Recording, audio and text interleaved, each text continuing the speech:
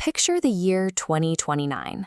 The next incoming U.S. president arrives in Washington, looks at a fractured global landscape, and feels a massive temptation to simply hit the reset button and bring the global economy back to normal. Normal used to mean a very specific set of rules. For decades, the global order ran on the assumption that unchecked globalization, frictionless free markets, and peak supply chain efficiency were the ultimate goals of statecraft. That post-Cold War system has fractured. The old economic rules no longer apply. Chasing the ghost of that old international system is more than an impossible fantasy. It is a strategic hazard for the United States. A rapid succession of global shocks demolished those old assumptions. The massive financial crisis of 2008 revealed the fragility of global banking. The COVID-19 pandemic completely shattered supply chains, and the geopolitical ruptures since 2024 broke the remaining trust between major powers. Through these crises, traditional economic goals and national security imperatives collided. They now operate as a single, complex web. Traditional institutions have struggled to keep up.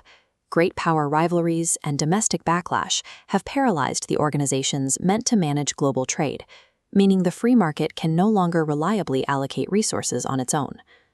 The ultimate lesson of the past decade is clear. Deeply integrated globalization does not guarantee resilience. In many cases, it creates severe vulnerability. Nations have stopped optimizing their economies for peak efficiency. Instead, they are demanding absolute survival and resilience.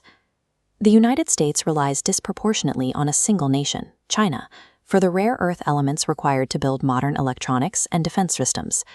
Conversely, Beijing depends heavily on the United States and its partners for the advanced semiconductor manufacturing equipment needed to power its own tech sector. Europe learned an incredibly costly lesson about the dangers of over-reliance, having built its infrastructure entirely around Russian energy supplies right before a major conflict. And in the Middle East, Iran actively exercises leverage by threatening the flow of crucial global shipping through the Strait of Hormuz. Trade is no longer a neutral exchange of goods. It is a landscape mapped by coercive choke points that governments routinely exploit to apply pressure. Because the risks are so high, world leaders no longer view state intervention in the economy as an unwanted market distortion. They see it as a baseline requirement. The government has aggressively expanded its role. The state is now a lender, a massive industrial planner, and an insurer against supply failure. The rapid rise of dual-use technologies, specifically artificial intelligence, is accelerating this trend because it has immediate military and economic applications. Therefore, national security agencies are becoming a standard component of tech policy.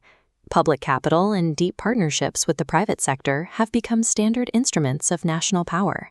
Since 2024, the United States has frequently treated its historical alliances as purely transactional, signaling to the world that its security guarantees are conditional and revocable.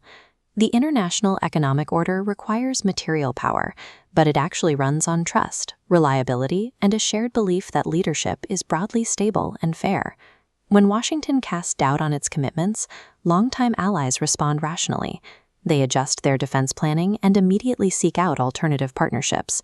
At the same time, the aggressive weaponization of the US dollar through sanctions practically forces other nations to invent workarounds to reduce their reliance on American currency.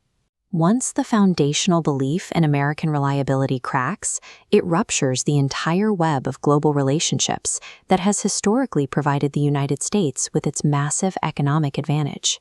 To navigate this new landscape, Washington has to adopt an economic strategy grounded in strict realism, leaving behind any institutional nostalgia. Legacy bodies like the World Bank and the World Trade Organization still exist, but they will never regain the uncontested global authority they once held. The United States must shift its energy towards achieving flexible, functional influence, rather than trying to propping up ceremonial institutions paralyzed by internal politics. International cooperation in this era will be significantly narrower. It will be highly issue-specific, strictly pragmatic, and built around immediate mutual interests. Success in this era requires a more disciplined form of industrial policy, one that steers capital into strategic sectors while keeping markets open. At the same time, resilience must become the core organizing principle. That means investing in domestic manufacturing capacity and deliberately diversifying critical suppliers.